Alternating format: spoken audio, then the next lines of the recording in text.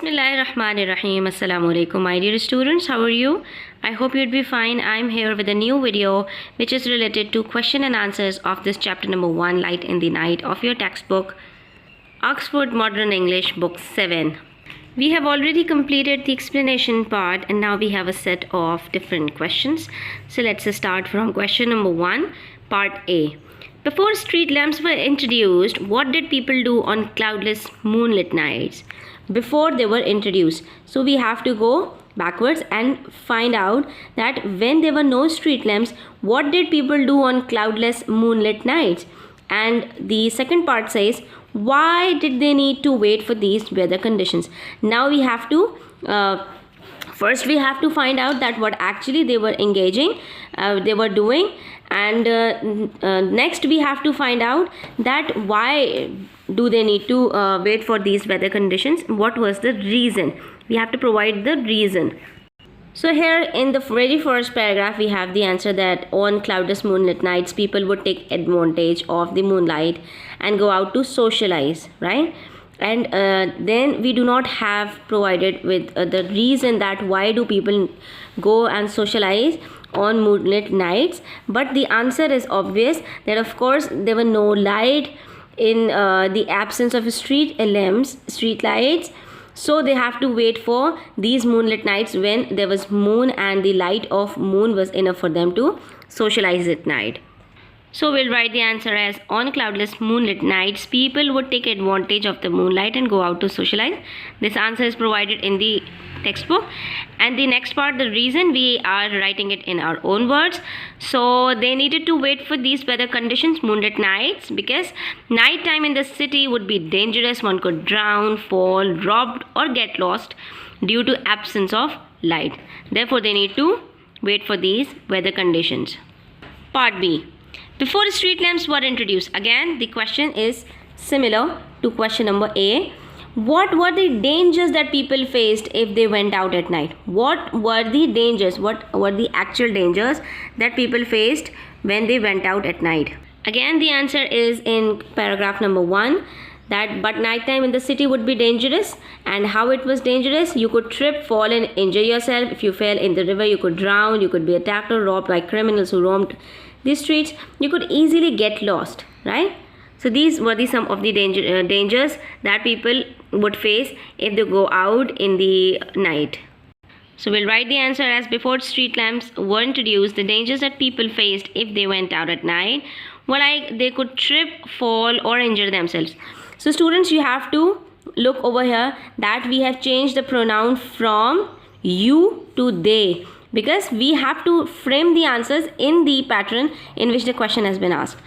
They could drown in river, they could be attacked or robbed by criminals, they could easily get lost, right? So these were the dangers that people could face at night. Part C. Who were link boys and what did they do? First we have to find out that who actually were the link boys and what was their job. Now come to paragraph number 2 for this answer.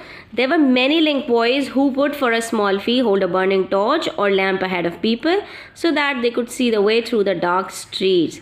So who were link boys? They were basically some of the attendants.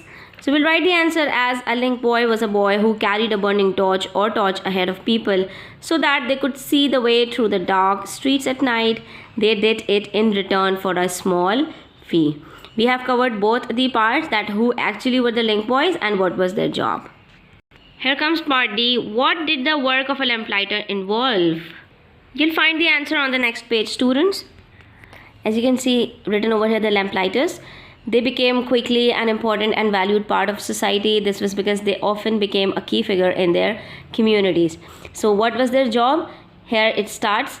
They would walk the same route twice a day, and as they checked, cleaned, fixed, lit or put out the lights. So these were all their jobs.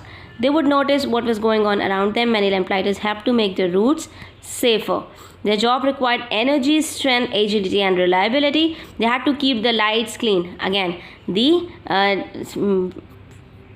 job also involved some of these works also.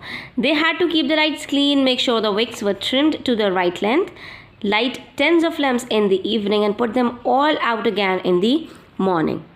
So the answer is the lamplighter would walk the same route twice a day. They checked, cleaned, fixed, lit or put out the lights. They had to keep the lights clean, make sure the wicks were trimmed to the right length, light tens of lamps in the evening and put them all out again in the morning. Part E. Roughly how many gas lamps are there in London today? So students, you can see the answer in the last paragraph that today there are still 1500 gas lamps in London. Simple answer. And part F. How many people are employed to light these lamps today? Again, the answer is in the last paragraph. 5 people are employed to operate them. Right? So the answer to part E and F is from today to operate them. So we'll write the answer to part A. Today there are still 1500 gas lamps in London. And to part F, 5 people are employed to operate them.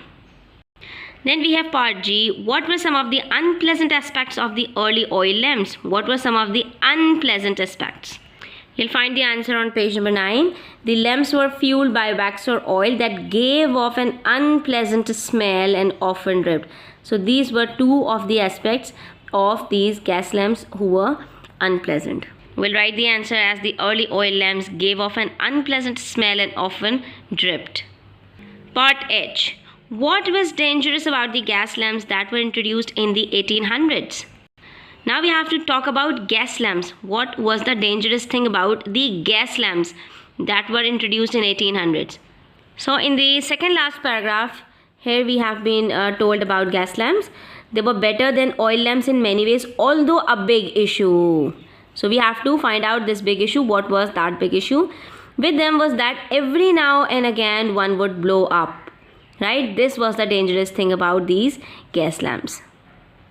So the answer is the dangerous thing about the gas lamps was that every now and again what would blow up.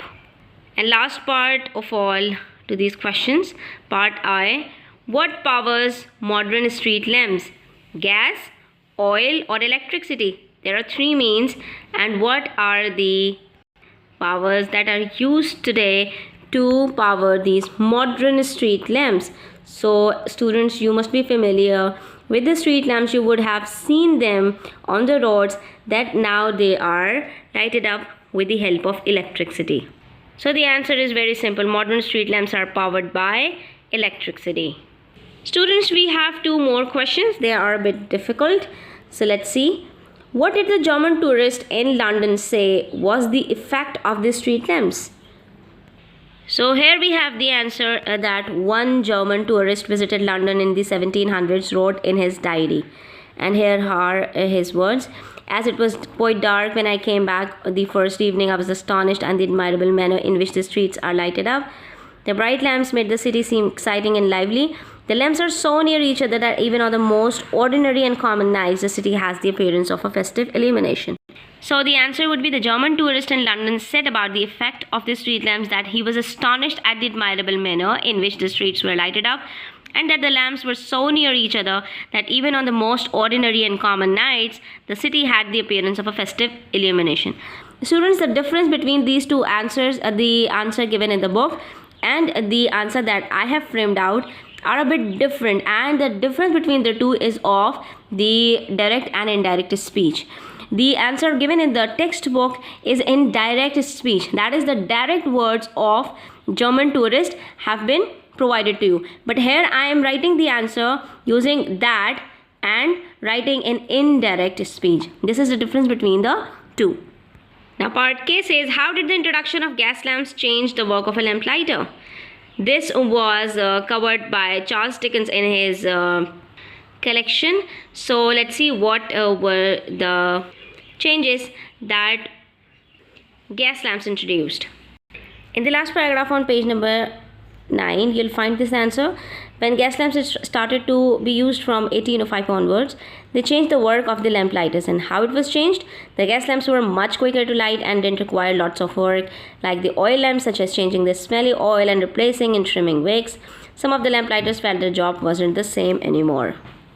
So here's the answer. The introduction of gas lamps changed the work of a lamplighter in such a way that they were much quicker to light and didn't require lots of work, like the oil lamps, such as changing the smelly oil and replacing and trimming wicks.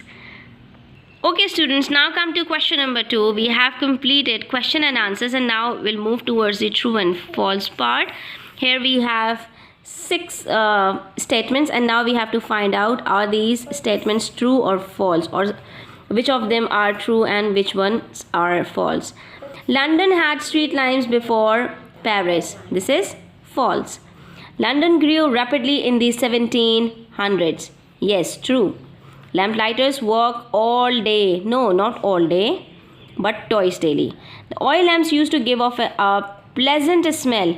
It's just the opposite that is provided in the text. So again, this is false. Lamplighters used ladders to climb up and light the oil lamps. Yes, true.